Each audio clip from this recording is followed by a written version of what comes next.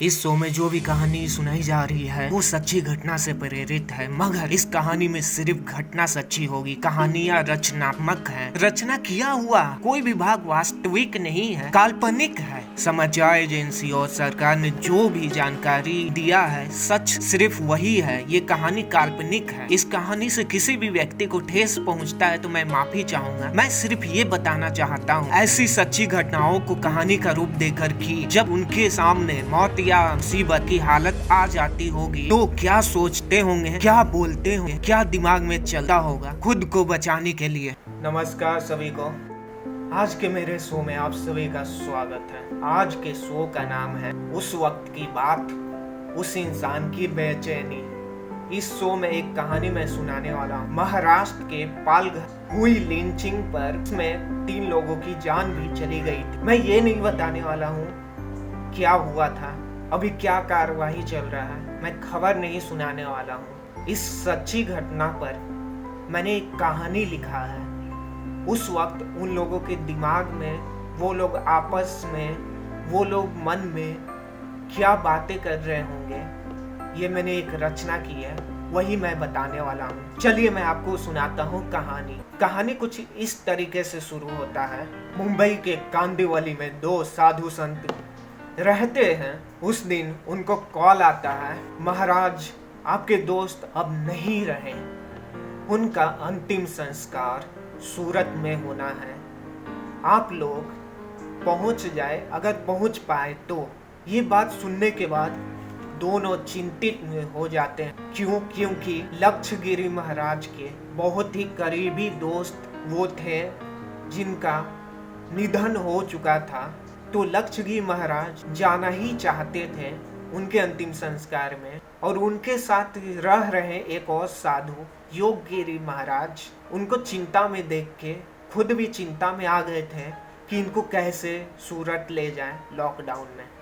अब एक बात मैं यहाँ आपको बता दूं, यहाँ मैंने नाम बदला है क्योंकि घटना तो सच्ची है लेकिन कहानी मेरी रचना है। तो चलिए आगे की कहानी मैं बताता हूँ। तो योगगिरी महाराज लक्षगिरी महाराज से बोलते हैं, आप कैसे जाएंगे सूरत, अभी तो लॉकडाउन चल रहा है, ऐसे जो होना था वो तो हो चुका है, मगर फिर भी आपके बहुत करीबी दोस्त थे, आप कैसे जाएंगे सूरत।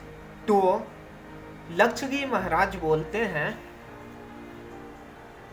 कि मैं जाऊंगा सूरत, तुम ड्राइवर को फोन करो, हम दोनों आज शाम में सूरत के लिए निकलेंगे, बाकी मैं बात कर लेता हूँ और भी जगह। तो योगगिरी महाराज ड्राइवर को फ़ोन करते हैं, ड्राइवर को फ़ोन कर उसको सारी बात बताते हैं और बोलते हैं शाम में समय से आ जाना। इससे आपको एक बात समझ आ रहा है, ये तीनों को खबर नहीं है भयानक से भी भयानक कुछ इनके साथ होने वाला था। इस काली रात ने कुछ और ही सोच के रखा था इनके लिए, मगर इनको कोई खबर नहीं था। चलिए ये बात अभी यही खत्म करते हैं, आगे की कहानी सुनाता हूँ। ड्राइवर को बार बार योगगिरी महाराज बालकनी से जाके देख रहे थे वो अभी तक आया कि नहीं आया, आया कि नहीं आया। कम से कम 15 से 20 बार वो जाके देख चुके थे। शाम भी ढलने वाला था तो लक्षगिरी महाराज बाहर निकलते हैं, पूछते हैं योगगिरी क्या हुआ, अभी तक ड्राइवर नहीं आया है क्या। तो वो बोलते हैं बस आने ही वाला है। फिर योगगिरी महाराज ड्राइवर को फोन करके बोलते हैं क्या हुआ, अभी तक तुम क्यों नहीं आए हो। तो वो बोलता है मुझे माफ करना महाराज जी, मुझे पुलिस ने पकड़ लिया था, पूछ रहे थे कहाँ जा रहे हो लॉकडाउन में। तो मैंने उन्हें आपका नाम, अपना आई कार्ड दिखाया तो उन्होंने मुझे जाने दिया, मैं बस 2 मिनट में आने वाला हूँ। इससे एक बात और भी मेरे दिमाग में चल रहा है। यहाँ तक कहानी बताने के बाद मेरे दिमाग में एक बात आई है जो कि मैं आपको बताना चाहता हूँ। शायद ये काली रात कुछ ज्यादा ही भयानक रूप लेने को तैयार है, इसलिए ड्राइवर जैसे तैसे महाराज के पास पहुंच गया। चलिए अब ये जो भी रूप लेगा वो मैं आगे आपको कहानी में बताऊंगा ही। यहाँ से आगे हम लोग कहानी में बढ़ते हैं। तो फिर ड्राइवर कॉल करता है महाराज को, हम नीचे आ चुके हैं, आप भी आ जाइए। महाराज ड्राइवर को बोलते हैं बस आ रहे हैं, तुम इंतजार करो। तो महाराज लक्षगी महाराज के पास जाते हैं, उनको बोलते हैं कि गाड़ी आ चुकी है, चलिए। तो वो बोलते हैं तुम जाओ, हम आते हैं। ड्राइवर और वो गाड़ी के पास खड़े होते हैं, वो बैठते नहीं है क्योंकि महाराज अभी तक नहीं आए थे।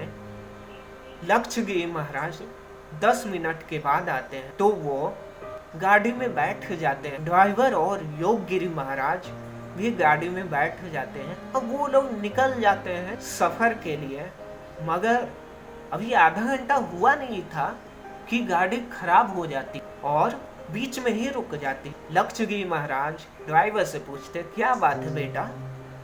ड्राइवर बोलता है महाराज पता नहीं, अभी देखता हूँ। ड्राइवर के देखने के 2 से 4 मिनट के अंदर गाड़ी ठीक हो जाती है और वो लोग वापस सफर के लिए निकल जाते हैं। और वो लोग हाईवे का रास्ता लेके सूरत के लिए निकल रहे थे। मगर मेरे दिमाग में ये बात भी आ रहा है, वो साधु संत हैं, मगर उन्होंने भी एक बार भी ध्यान नहीं कि ड्राइवर को पुलिस ने रोका। उनकी गाड़ी अचानक से खराब हो गई, मगर उन्होंने शंका नहीं किया। शायद ये भी हो सकता है दोस्त का जाने का गम उनके ऊपर हावी होगा, इसलिए उन्होंने ध्यान नहीं दिया होगा ये सारी बातों का। जो काली रात आनी वो तो आ ही रही थी। चलिए आगे बताते हैं ये काली रात कैसे आती है और कितना भयानक रूप लेती है। आगे की कहानी सुनी। फिर ये लोग रास्ते में निकल जाते हैं। ये लोग नहीं रुकते हैं, ये सही था क्योंकि ये लोगों को 5 बजे पहुंचना था, 5 बजे अंतिम संस्कार होने वाला था, इसलिए ये लोग बिना रुके सूरत पहुंचना चाहते थे। ये लोग काफी किलोमीटर का सफर तय कर चुके थे और ये बस अब गुजरात बॉर्डर के कुछ दूर ही थे। ये लोग केंद्र शासित दादर नगर हवेली के सिलवास चेक नाके के पास रोके जाते हैं पुलिस के द्वारा और पुलिस इनसे पूछता है आप लोग कहाँ जा रहे हो। तो ड्राइवर बाहर निकलकर पुलिस को बोलता है कि ये दोनों साधु संत हैं, इनके दोस्त का कल सुबह 5 बजे अंतिम संस्कार है, इसलिए ये दोनों सूरत जा रहे हैं। आपसे निवेदन है कि हम लोगों को जाने दें। इतना कम समय में हमें निकलना पड़ा कि हम परमिशन भी नहीं ले पाए। इसके लिए हम आपसे माफ़ी भी चाहेंगे क्योंकि हमें परमिशन लेना चाहिए था, मगर कम समय है इसलिए हम निकल गए। मगर पुलिस ने एक नहीं सुना। पुलिस ने बोला कि मैं जाने नहीं दे सकता। क्यों? क्योंकि ऊपर से ऑर्डर आया है कि किसी को भी सीमा पार नहीं करने देना है अपने स्टेट का, इसलिए आप लोग वापस चले जाइए। तो ड्राइवर बार बार बोलता है जाने दीजिए, काफी दूरी हम लोग तय कर चुके हैं, मगर पुलिस वाला डांट के बोलता है आप लोग चुपचाप से वापस चले जाइए। तो आखिरी में ड्राइवर कार में बैठता है, कार को घुमाता है और वापस चला जाता है। जब ड्राइवर कार घुमा लेता है, निकल जाता है वहां से, तो लक्षगी महाराज पूछते क्या बात है तुमने आगे जाने के बजाय वापस क्यों जा रहे हो। तो वो सारी बातें उनको बताता है। तो ये बात सुनकर योगगिरी महाराज को थोड़ा गुस्सा आता है। वो बोलते हैं तुमने बताया नहीं था क्या उन्हें हम अंतिम संस्कार में जा रहे हैं। तो वो बोलता है मैंने बताया, मगर पुलिस वाले सुनने को तैयार नहीं। तो योगगिरी महाराज बोलते हैं तुम मुझे बोलते मैं समझाता। तो लक्षगिरी महाराज बात को काटते हुए बोलते हैं कोई नहीं योगी, हम वापस घर चलते हैं। शायद हमारा किस्मत में होगा ही नहीं अपने दोस्त के अंतिम संस्कार तक पहुंच पाना। मगर उनको ये नहीं पता था वो काली रात उनको वापस ले जा रहा था। वो काली रात उनको वहां तक ले गया, आगे नहीं जाने दिया, वापस ले गया। आगे कैसे जंगल के रास्ते ये गए वो भी मैं बताऊंगा। यहाँ से आगे मैं कहानी। तो ड्राइवर बोलता है महाराज मैं आपसे माफ़ी चाहूँगा कि मैं आपको सूरत नहीं पहुँचा पा रहा हूँ, मगर मुझे एक रास्ता पता है जिससे हम घर जल्दी चले जाएंगे। वो जंगल से होकर है मगर जंगल के गांवों से होकर वो रास्ता निकलता है। अगर आप बोलो तो हम वहीं से चले जाएं।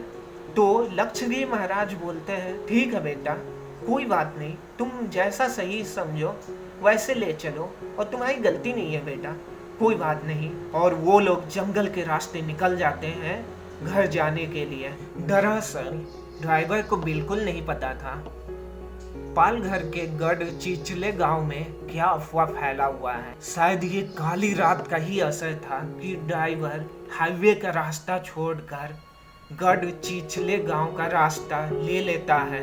आगे की कहानी आपको बताने से पहले इस गांव में जो अफवाह फैला था वो जानना जरूरी है। इस गांव में एक अफवाह फैला था कि लॉकडाउन में बच्चा चोरी डकैती हो रहा है, इसलिए गांव के लोग रात में खुद डंडा, पत्थर, हथियार, कुल्हाड़ी लेकर रखवाली किया करते थे गांव के। ये अफवाह ही इन तीनों के लिए काली रात साबित होने वाली थी। अब आगे की कहानी मैं बताने से पहले आपको बता दूं, ये बहुत ही भयानक और दर्दनाक आगे की कहानी है। जब 100 से 200 गांव के लोग उनके सामने डंडा, पत्थर और कुल्हाड़ी लेके खड़े थे उनको मारने के लिए, तो वो लोग उस वक्त क्या सोच रहे होंगे, कैसे बच रहे होंगे, क्या करना चाह रहे होंगे, ये जानने के लिए आगे की कहानी आपको जरूर सुनना चाहिए।